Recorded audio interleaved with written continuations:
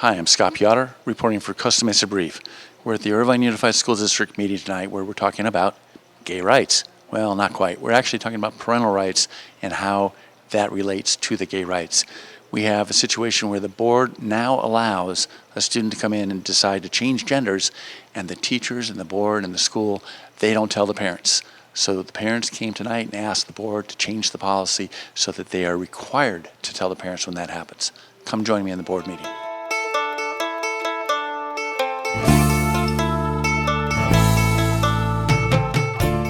Several of you are moms and several of you are dads.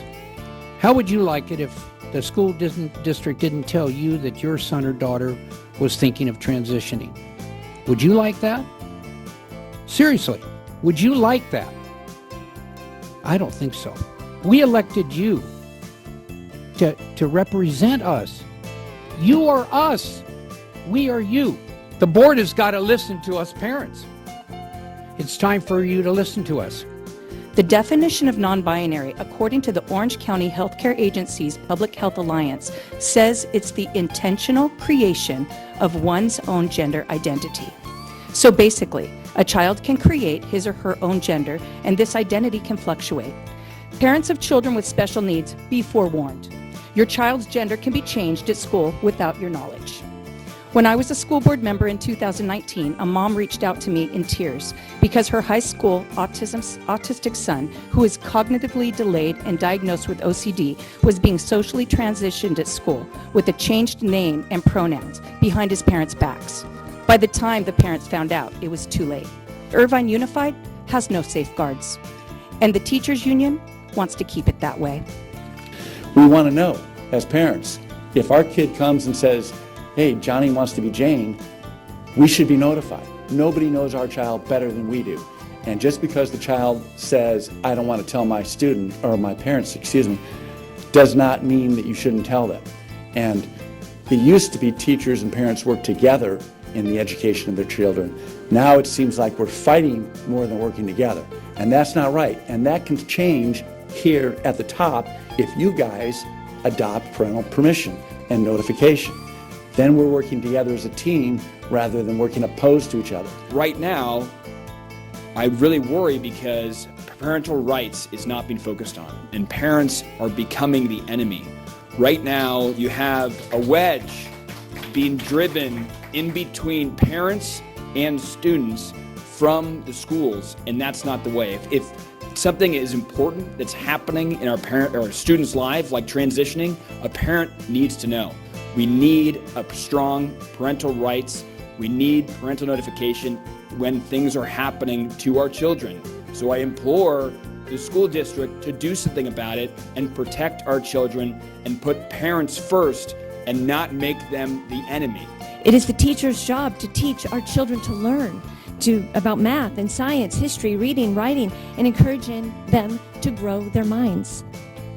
I ask you, where does sexual orientation and education come into their responsibility? This is the role of parents, not schools. These gender-affirming policies will bypass families and put division between parent and child, and it will destroy the very community you pride yourself on being a part of. When parents are removed as the final authority in their children's life and secrets are kept from parents, the culture and the community will collapse.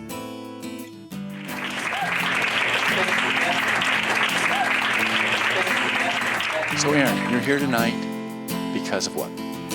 I'm here tonight because I submitted a parental notification policy to be placed on the agenda, and the board refused. So what exactly is a parental notification? A parental notification, specifically what we're looking for in this notification, is just to let parents know if a child is coming to school and they're identifying with a gender different than what their biological gender is, that the parents are notified. Right now, the school has gender support plans in place where a child could come to school and identify with using a different name and pronouns, and the parents do not need to be notified. I absolutely think the parents should be notified. I mean, this is something that is very personal, and right now we're in a crazy world where you have different people trying to push different agendas, and the parent is the most important unit for that child, and they should be fully aware of what's going on at school or especially at the home. So the parents need to be notified of everything for their child. Anytime you're keeping secrets from the parent is dangerous. And as a mother who successfully raised a son serving in the U.S. Air Force right now, I can tell you that parent involvement is a day-to-day, sometimes hour-by-hour situation. And every child has incidents of hardship, struggle, growth. It is the normal human experience.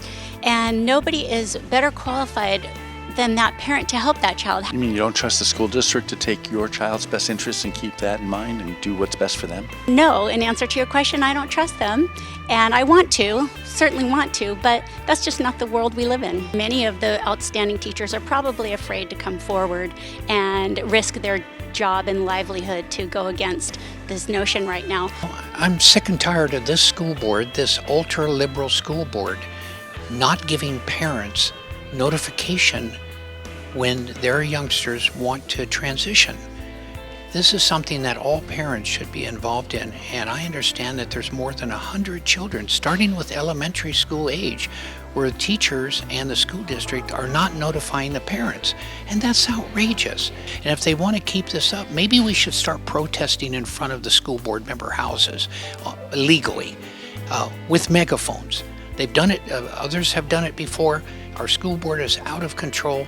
They're ultra liberals, and this is not what I believe most of the taxpayers, including myself and other parents and grandparents and aunts and uncles, want for their children. We're not being notified by certain things that are happening in our district that I believe. Like what?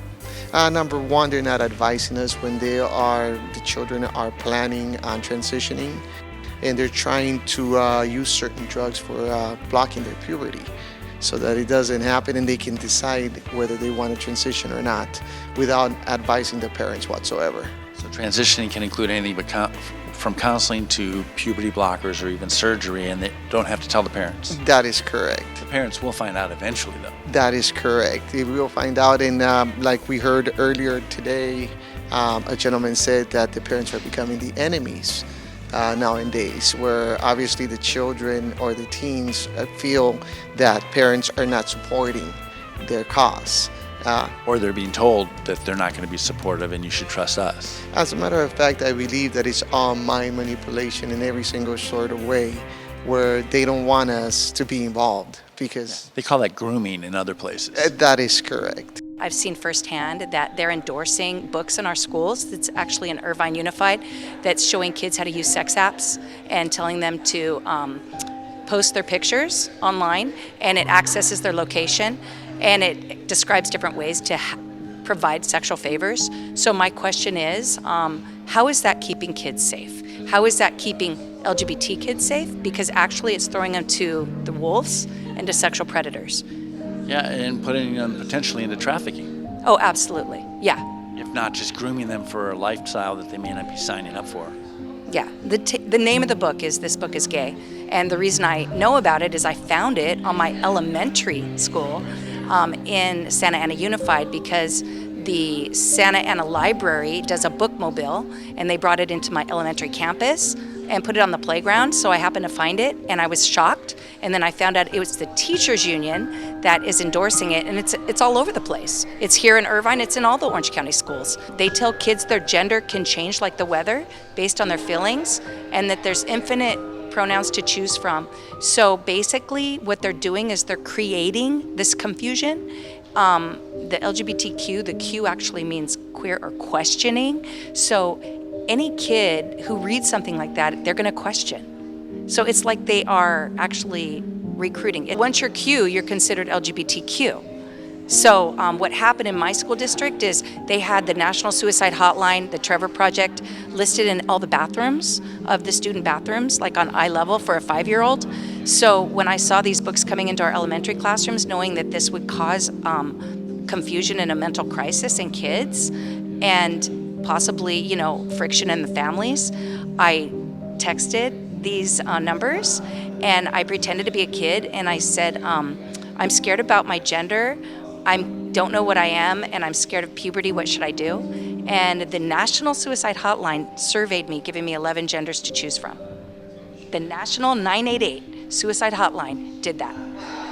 So Suicide Hotline really is an LGBTQ recruiting station. Yes, it is. And then it sent me into the Trevor Project. Trevor Space is like a LGBTQ chat space where you can explore your genders. I'm in my 50s, and I was able to get in with no problem and have full access to kids. And the chat spaces I saw there were unbelievable. Trevor Project, in a 2019 email, announced that their mental health survey said there's over 100 sexualities. I tried to contact them and ask them, can you please list those sexualities since you're advising our kids?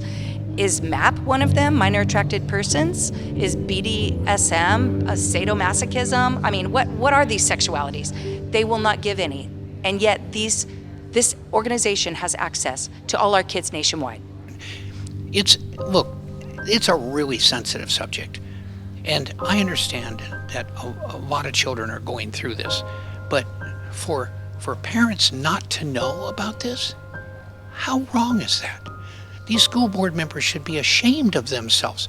Don't they have daughters and sons and children? So many issues come up regarding this. It's time that we have a gut check in our community.